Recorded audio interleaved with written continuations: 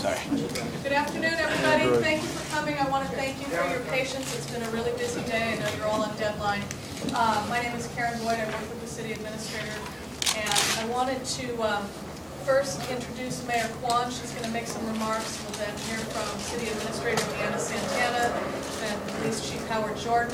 We'll take some questions and answers, and then we're going to need to get back to the Emergency Operations Center because we've got a couple of protests happening tonight. So, Mayor Quan? Thank you. Good evening.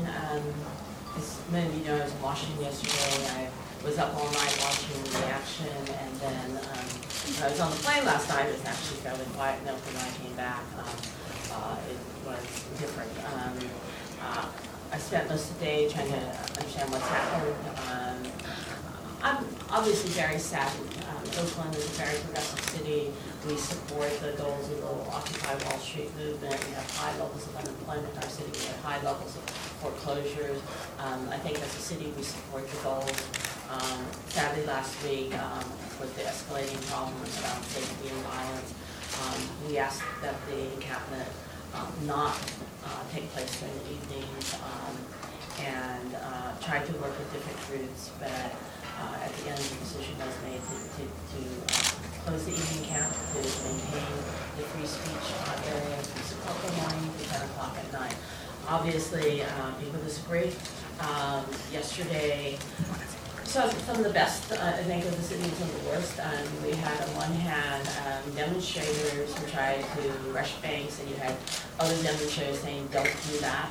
And you have police officers, for the most part, 99%, who also took a lot of abuse yesterday, but under Chief Jordan's leadership, has really been trying to reestablish that connection with the community. So yesterday was a sad day for us.